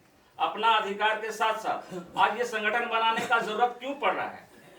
मान लीजिए कुलदीप जी पहले एक दूसरे संस्था में काम कर रहे थे, मानव अधिकार मिशन में, मैं भी इनके साथ काम कर रहा था, और काम करते हुए हम लोगों को ऐसा लगा कि जिस उद्देश्य के साथ हम लोग यहाँ पे जुड़े हुए हैं, उस उद्देश्य की पूर्ति यहाँ पे हम लोग नहीं कर सकते हैं। इसलिए कुलदीप जी ने सोचा कि हम लोग खुद का जो है सो एनजीओ बनाएंगे, और हम लोग एक ऐसा संगठन तैयार करेंगे जहाँ पर इस विचारधारा के लोग हम लोग के साथ में आए, और हम लोग मतलब समाज के अंतिम पीढ़ी तक जा करके उसको हम लोग समाज को अच्छा तरीके से जो उनका हक है उसको दिलाने में हम लोग मदद करें। तो वो हक दिलाने के लिए आपके पास नॉलेज होना चाहिए ना, आपके पास वो ज्ञान होना चाहिए ना, तभी आप उस चीज के बारे में ज्यादा अच्छे तरीके से काम कर सकते हैं। यदि आपके पास वो नॉलेज नहीं है, वो ज्ञान नहीं है, तब आप अच्छे तरीके से काम नहीं कर सकते। एग्जाम्पल के तौर पे मैं आप लोग को बताता हूँ, मैडम मैंने पहले भी कहा था कि मीटिंग के दौरान में और इस अनुशासन का पालन आप एकदम करेंगे, हाथ जोड़ के रिक्वेस्ट है। यहाँ पर जिस संस्था से जुड़े हैं ये बहुत बड़ी चीज है। आप लोग यदि इसको हल्के में लेते हैं तो आप लोग बहुत बड़ी भूल कर रहे हैं। मैं आप लोगों से पहले भी कहा था, मैं फिर कर रहा हूँ, आप इसको हल्के में मत लीजिए। आप लोग को शायद पता नहीं है कि इस संस्था के माध्यम से आने वाले समय में आप लोग भारत में एक ब्रांड बनने वाले हैं, एक ब्रांड बनने वाले हैं। और आप इस चीज को हल्के में लेते हैं। जैसे आप अपने घर में जिस तरह से व्यवहार करते हैं, अगल बगल में जिस तरह से व्यवहार करते हैं, मेरा आप सभी से ये रिक्वेस्ट रहेगा कि जब आप विजन लाइफ मानव अधिकार फाउंडेशन की मीटिंग में आए, फिर वहां पर इनके डिसिप्लिन, इनके अनुशासन की तरह आपको चलना पड़ेगा। नहीं तो आप लोगों की हर एक्टिविटी, हर कार्यशैली, हर जो आप काम करते हैं ना, वो हम लोग नोट कर रहे हैं। उसी के अधिकार से आपका प्रमोशन और डिमोशन होगा। हर आदमी, आप लोग अभी कुछ देर पहले आप लोगों ने बोला कि आदमी जो है सबसे पहले मान सम्मान के लिए मरता है। मान सम्मान सबसे बड़ी चीज है। पैसा पर काम कर रहे हैं। जो देखे हैं संस्था के चेयरमैन मिस्टर कुलदीप जी कितना संघर्ष किए हैं, और इसके जो फाउंडर मेंबरशिप थे कितना संघर्ष किए। आज हम लोग जो इस कॉन्फ्रेंस हॉल में बैठे हुए हैं और आज हम लोग बहुत अच्छी तरह से बैठक कर रहे हैं, और आज हम लोग 3 साल के दौरान में जितने 14 राज्य में फैल चुके हैं, तो आने वाले 5 साल 10 साल में भारत के हर कोने में हर पीढ़ी तक हम लोग जा सकते हैं, और यही हम लोग का उद्देश्य है। ठीक है, और इस उद्देश्य की पूर्ति के लिए आप लोग को अनुशासन में रहना ही पड़ेगा, डिसिप्लिन में रहना ही पड़ेगा। यदि आप लोग डिसिप्लिन में नहीं रहेंगे तो आप लोग संस्था से बाहर निकाल दिए जाएंगे। नजर रखा जा रहा है क्या है नहीं है, उस हिसाब से आप लोग को प्रमोशन होगा। तो मैं फिर ज्यादा समय नहीं लेते हुए चाहूंगा कि हम लोग के जो नेशनल ऑर्गेनाइजेशन सेक्रेटरी हैं मिस्टर राकेश कुमार सिंह, ठीक है, वो आप लोग के बीच में अपना कीमती वक्त लेकर के आ रहे हैं। तो जोरदार तालियों से स्वागत कीजिए मिस्टर राकेश कुमार सिंह।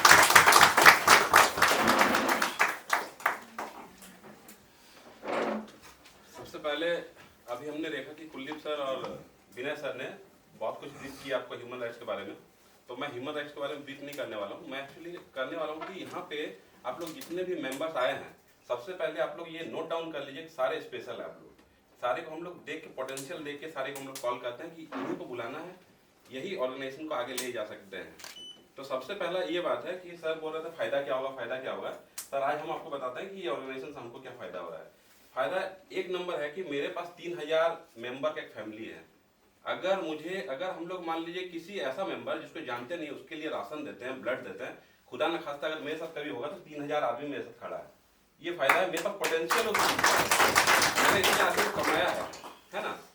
जिसको जानते नहीं उसके लिए हम लोग दौड़ते हैं रात दिन। ये हकीकत बात है कि अगर ऑर्गेनाइजेशन का ऑफिस हम 1 सप्ताह 1 महीना नहीं आते, बहुत कॉल आता है, सर आपका याद आ रहा है। ये फैक्ट है, ये प्यार है, अफेक्शन है हम लोग एक दूसरे के लिए।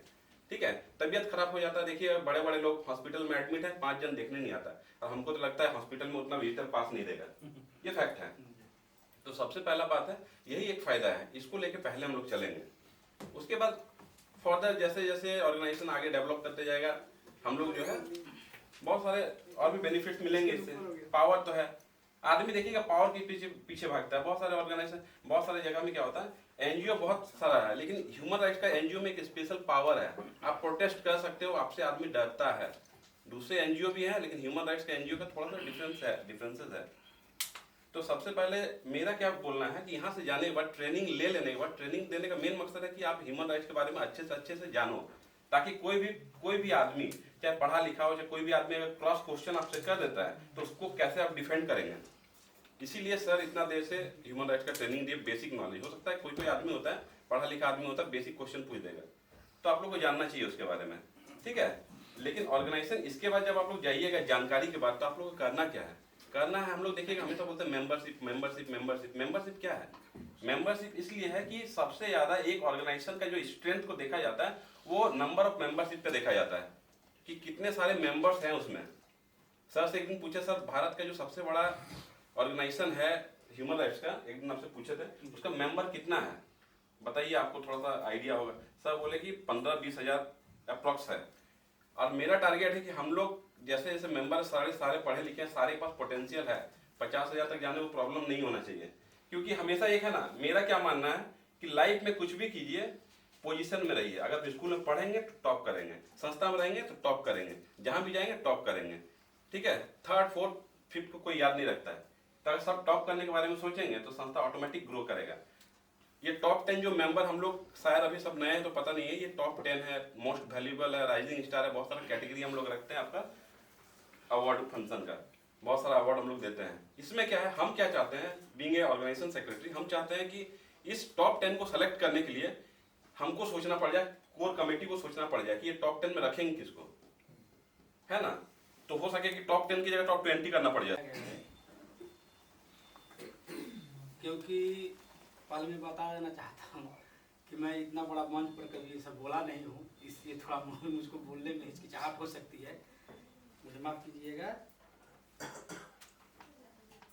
आज हमें एक ऐसा विषय पर चर्चा करने के लिए बुलाया गया है जो न किसी धर्म से जुड़ा है, न किसी राष्ट्र से जुड़ा है, न किसी राज्य से जुड़ा है। यह एक वैश्विक विषय है। वो विषय है वृक्ष की निरंतर कटाई, जिसके कारण हमारे वातावरण में जो आज अचानक उथल पुथल मचा हुआ है, उसका सिर्फ एक ही कारण है, वृक्ष की निरंतर कटाई। तो हम एक दोहे के साथ इस वाणी को आगे बढ़ाएंगे स्पीच को। वृक्षारोपण हम करें, हो प्राणी कल्याण, प्राकृतिक रूप में हम करें ईश्वर का सम्मान।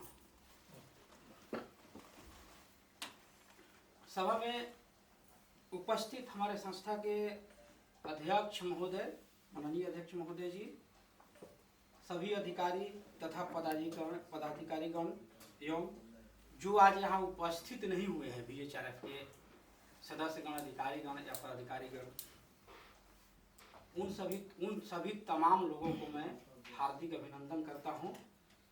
मैं धनलोक नारायण एक रेलवे एम्प्लॉय हूँ, रेलवे में कार्यरत हूँ अंडाल में। आज देखिए बड़े ही हर्ष की बात है कि इस ट्रेनिंग प्रोग्राम के बहाने ही हम लोग आज इकट्ठा हुए हैं। इसके बहाने ही कम से कम हम एक दूसरे को देख रहे हैं, जान रहे हैं। हम कभी भी किसी के पास भी पहुंच जा सकता है, इनको पूरा पावर है। चलिए अगला जो प्रोग्राम है हम लोग बुलाना चाहेंगे हमारे संस्था के कर्मठ कार्यकर्ता मिस्टर धनलोक नारायण जी को, कि वो आए और 5 मिनट अपना कीमती वक्त यहाँ पर आप अपना जो टॉपिक है उसके ऊपर में दें। जोरदार तालियों के साथ स्वागत कीजिए।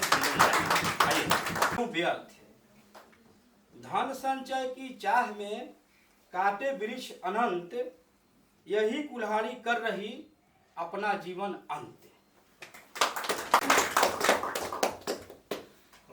सबके ग्रुप में ऐड हो गए हैं यहाँ जितने हैं। एक न्यू ग्रुप कल बना है, BHRF ट्रेनिंग 30 दिसंबर। उनको ऐड करवा दीजिए। कोई है परिमल का नंबर लिया? हाँ, उनको ऐड कर दिए। किनको ऐड करना है? किनको ऐड करना है एक बार घूम जाइए ना, जिनको ऐड करना है। प्रार्थी हूँ कि मेरा आने में थोड़ा विलम्ब हुआ। हालांकि ये जानकारी मैंने अपने केंद्रीय कार्यालय को पहले ही दे चुका था, क्योंकि मेरी इसेंशियल काम ऐसी होती है कि दिन की फर्स्ट आवर में हमें 11 बजे के पहले फ्री नहीं होते। लेकिन फिर भी मैं प्रयास करूंगा कि आगे से ऐसा ना हो, समय पे आने का प्रयास करूंगा। अब मैं 2 बिंदु पे बात करूंगा और बहुत कम समय पे। पहला बिंदु हमारा है कि आप जो आज के इस कार्यक्रम में लीगल ट्रेनिंग प्रोग्राम में आए हुए हैं, कुछ सीखने का और सीख के समाज को जागरूक करने के लिए कुछ लोगों को सिखाने का। यहाँ पे आए हुए आज के दिन का जो भी लोग हैं वो बहुत खास है।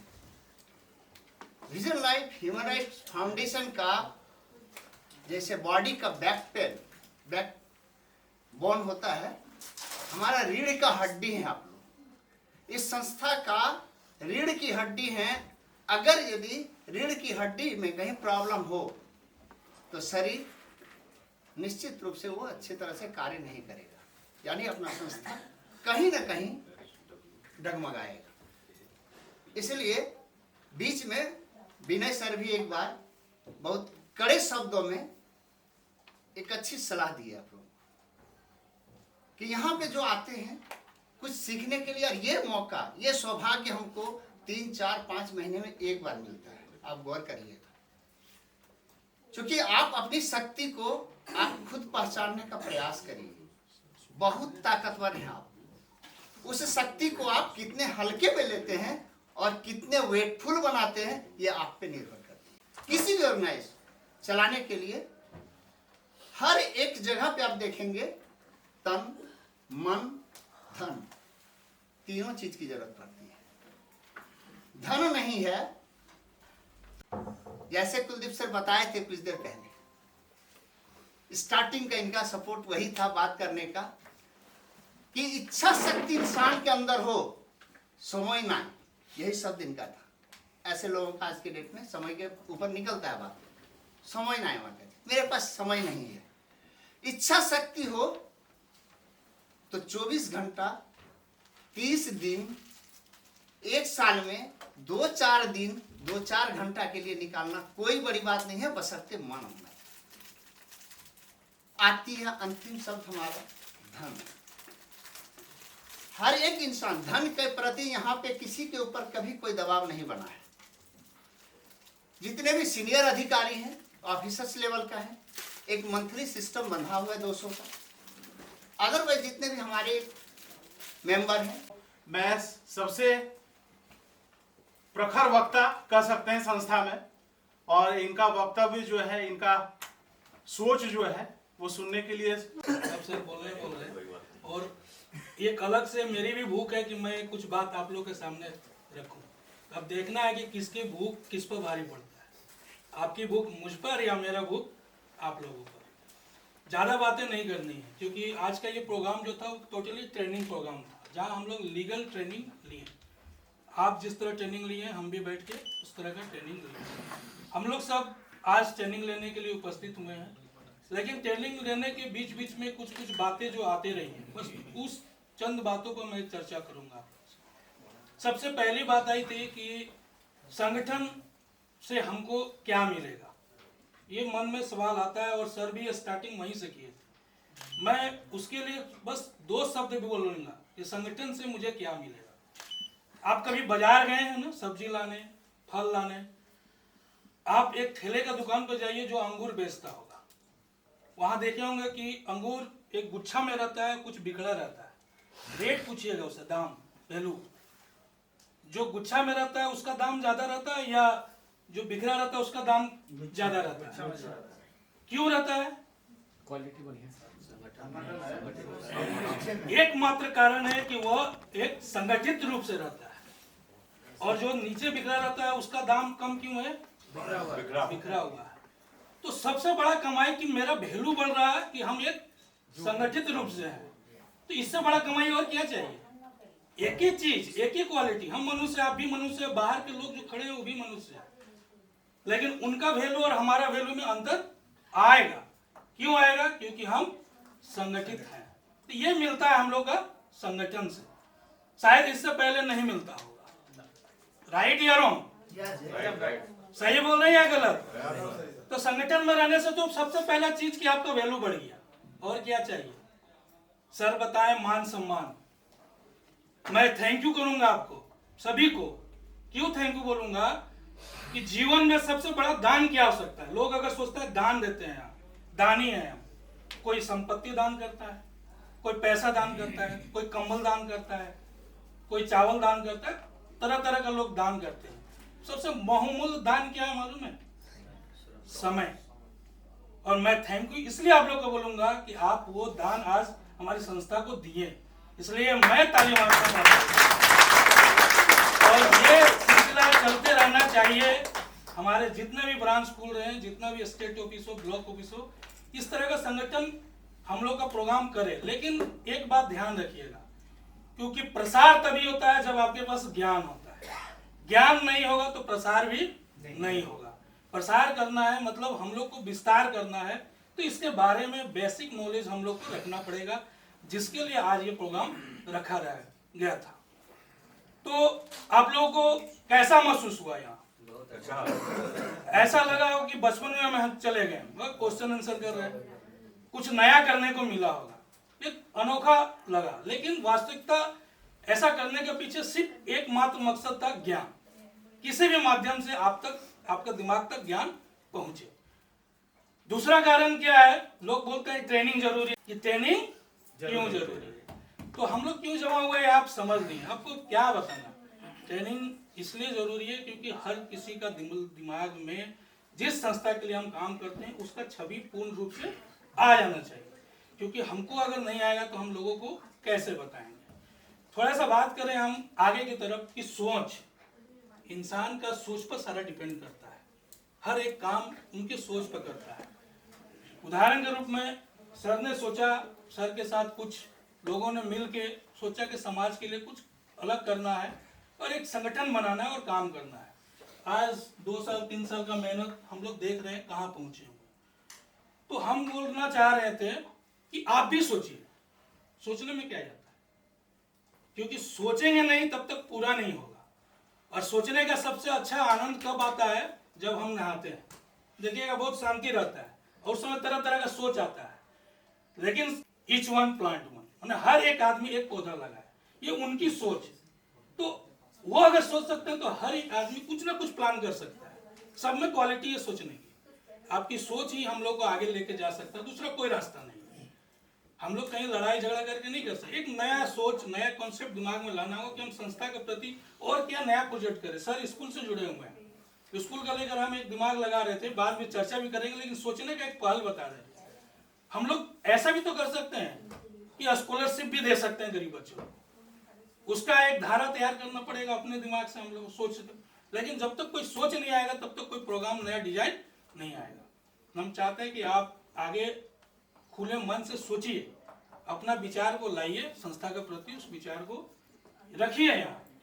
सोच को या आपको सोचना है उसके बारे में। आप लोग से इसमें से कितने लोग हैं जो हमारे चैनल को सब्सक्राइब किए? मेरे तरह हाथ उठाइए। बहुत सारे लोग अभी भी सब्सक्राइब नहीं किए हैं। खैर कोई बात नहीं है, चैनल कैमरे का रूप में तो भेज सकते हैं आप। 60 सेकंड, हार्डली 80 सेकंड एक क्लिप बनाइए, जुड़ा हुआ किससे? BHRF से।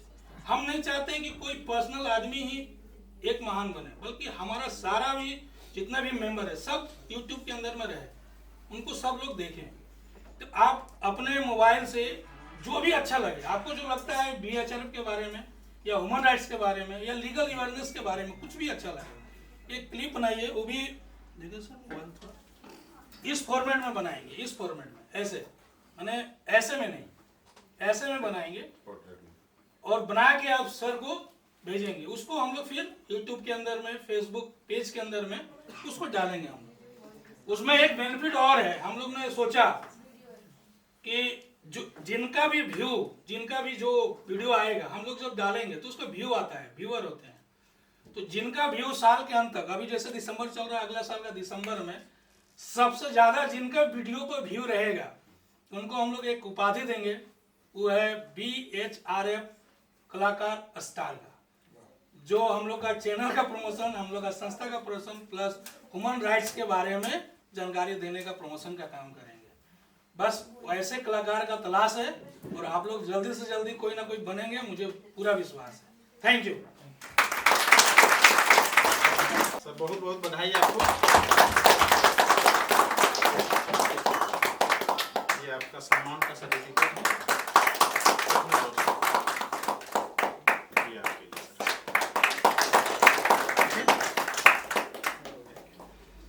दूसरे स्थान पर हैं मौनी माला चौधरी जी, जो अंडाल से हैं। जोरदार क्लैपिंग हो।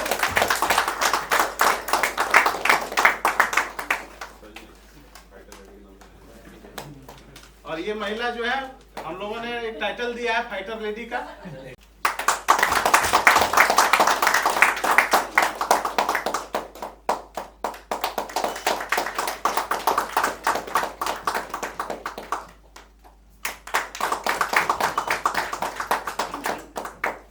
और आज के जो विजेता हैं,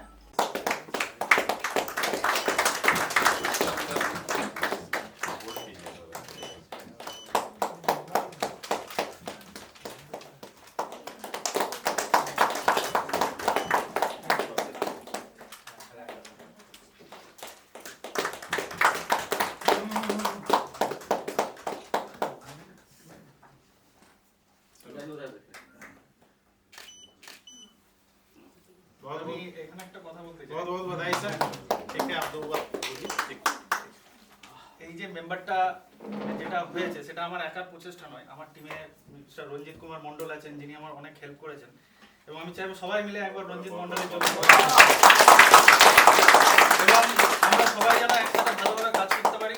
রঞ্জিত আশীর্বাদ ভালোবাসা সবাই রাখবেন। এক মিনিট রঞ্জিত তাকে আমি ডেকে নিতে চাইছি।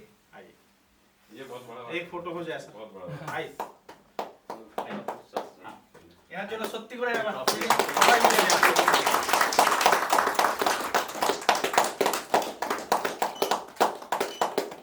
Thank you. ठीक है, और जब भी इस तरह का मीटिंग अरेंज होता है तो आप लोग पार्टिसिपेट करिए, और पार्टिसिपेट करने के बाद जो भी इस तरह का कंपटीशन होता है उसमें भाग लीजिए आप लोग, ठीक है, अपने आप को प्रूव कीजिए। नेक्स्ट अनाउंसमेंट मैं कर रहा हूं, आज जो एग्जाम हुआ है उसमें परफॉर्मेंस किनका क्या है उसके ऊपर मैं बात करना चाहता हूं। 2 लोग ऐसे हैं जो सेकंड पोजीशन में है, एक ही मार्क्स 2 लोगों का है। तो सबसे पहले मैं तीसरे स्थान पर जो है मैं उनको बुलाना चाहूंगा। उनका नाम है धनलोक नारायण जी।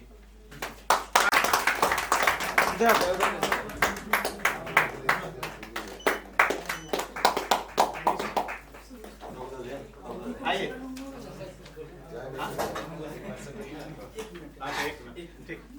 अच्छा, मैं आप लोगों के सामने एक बात रखना चाहता हूँ कि हर कोई ये जरूरी नहीं है कि समय देकर ही विजन लाइफ में काम कर सकता है। VHRF का मैंने एक सब्सक्राइबर पर मैंने एक तो काम चालू किया है जो 5 दिन में मैंने 50 से 60 सब्सक्राइबर मैंने किया है। मैं उसके लिए कुछ नहीं करता हूँ, घर से ड्यूटी निकलता हूँ, जो भी रास्ते में देखता हूँ, जो भी बंदा है 3-4 बंदा बैठा हुआ है वहाँ पर जाता हूँ, बताता हूँ, सब्सक्राइब करवाता हूँ। बहुत बहुत धन्यवाद सर।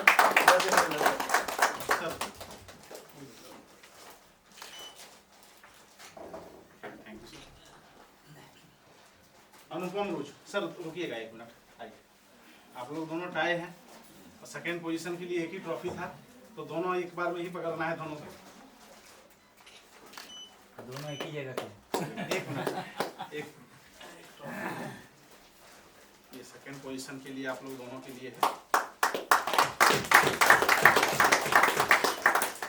ठीक है, थैंक यू। चलिए, बहुत बढ़िया। उनका नाम है फिरोज आलम सर।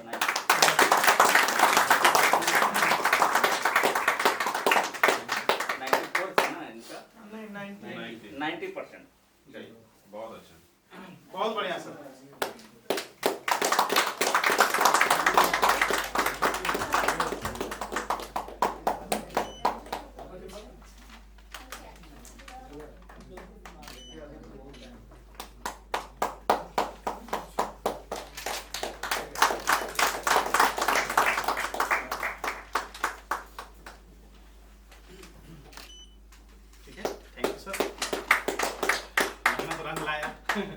ठीक है, आप लोग हैं वो शेख मेमून सर हैं, और जो 6 हैं वो सैयद नसर सर हैं। वाह, ठीक है। जिनका पद का उन्नति हुआ है मैं उन सभी लोगों को बारी बारी बुलाना चाहूंगा। सर इधर आ जाइएगा। ठीक, थैंक यू सर। साइन कर दीजिए। दूसरा नाम है सदरुल।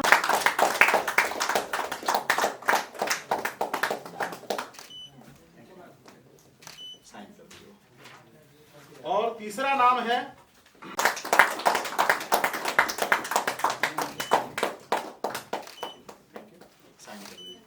आप सभी लोगों का अच्छे कार्य को देखते हुए दुबराजपुर के जितने भी कार्यकर्ता हैं, जितने भी सदस्य हैं, इन लोगों द्वारा एक कार्यालय का उद्घाटन होने जा रहा है और ये कार्यालय का उद्घाटन 12 जनवरी को रखा गया है। स्वामी विवेकानंद जी का उस दिन जन्म जयंती है और आप सभी लोग सादर आमंत्रित हैं। 12 जनवरी को आप सभी लोग दुबराजपुर कार्यालय उद्घाटन में जरूर पहुंचे। आप सभी का स्वागत है। तो मैं दुबराजपुर से जितने भी सदस्य आए हैं मैं उन सभी लोगों को यहाँ बुलाना चाहूंगा और उनको ये अपॉइंटमेंट लेटर देना चाहूंगा ताकि अप्रूवल लेटर, ताकि आप सभी लोग जो है नियमतः बोर्ड लगा सकते हैं और नियमतः सारा कार्य को कर सकते हैं। कोई भी आपको रोक नहीं सकता है। ठीक है, तो आप सभी लोग यहाँ आए। बहुत बहुत धन्यवाद सर। एक बार ताली आप लोग बजा। कार्यालय का जो मैन रहेगा अधिकारी वो तो अभी उनको दायित्व सर अनुपम सर जी। हाँ चलिए एक बार जोरदार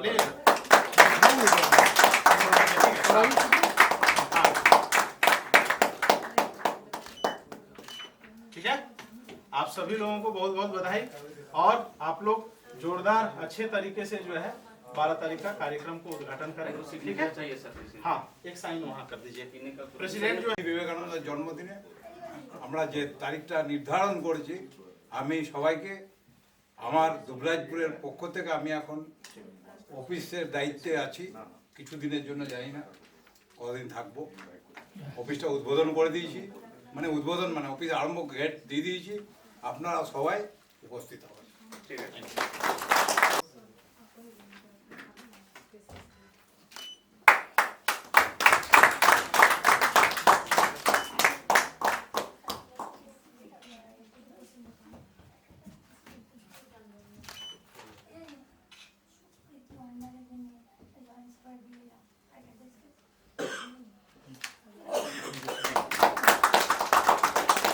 और आज जिनको प्रमोशन मिला है बीरभूम जिला के सदरुल आलम जी, मैं उनको भी बैच देकर के सम्मानित करना चाहूंगा।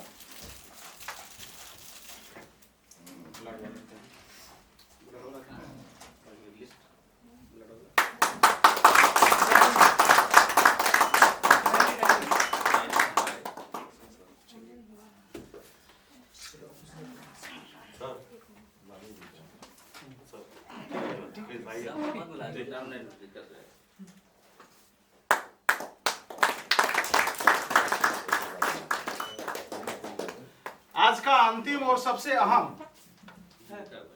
मोमेंटो जो है डिस्ट्रीब्यूट करने जा रहे हैं और बहुत प्राउड फील होता है। बहुत गर्व के साथ मैं ये कहना चाहता हूं कि हमारे बीच कुछ ब्लड डोनर यहाँ मौजूद हैं, हमारे कार्यकर्ता हैं, और जब भी समय उनको मिलता है 3 महीने के अंतराल में जो है, कभी कभी 1-2 ऐसे कार्यकर्ता हैं जो 2 महीने के अंतराल में ही ब्लड अपना डोनेट किए हैं, तो मैं उन सभी लोगों का नाम लेकर के उनको बुलाना चाहूंगा और मैं चाहूंगा कि सबके सामने उनका सम्मान हो। तो दूसरा रौनक बर्नवाल, तीसरा संदीप मोदी बर्नवाल जी, ठीक है, चौथा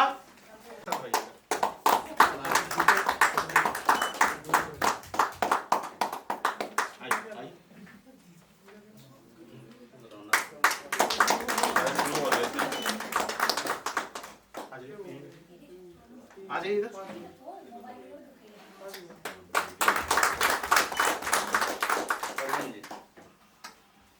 आइए प्रवीण जी।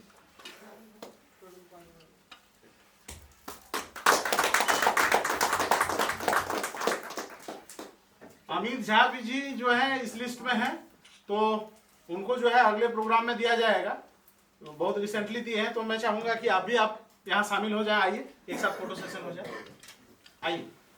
और एक बार आप लोग जो है हौसला अफजाई करिए जोरदार ताली के साथ, बहुत बड़ा कार्य है।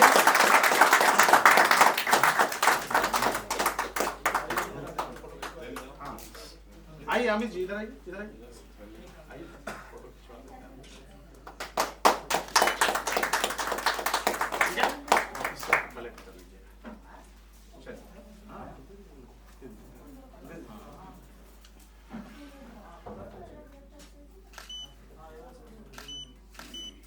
चलिए, धन्यवाद, ठीक है।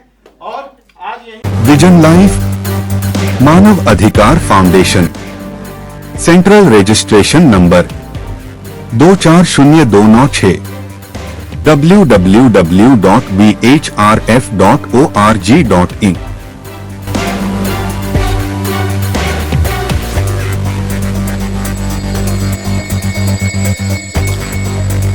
हमारा स्लोगन है कमिटेड टू प्रोटेक्ट और प्रमोट ह्यूमन राइट्स।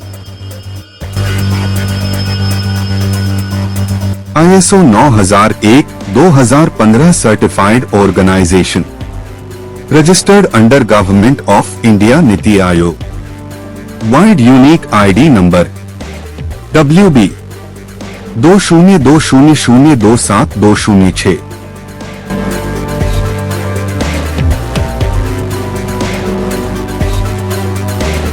क्या आप पीड़ित हैं?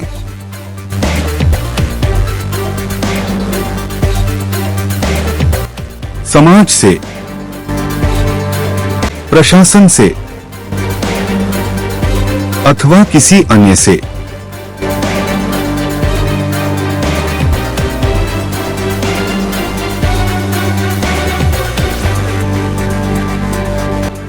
आपकी कोई सुनने वाला नहीं है, आपका कोई मददगार नहीं है, आपको न्याय नहीं मिल रहा है,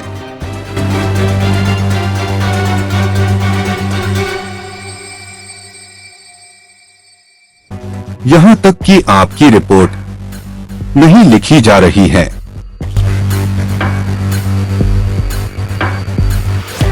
तो आप परेशान क्यों हैं?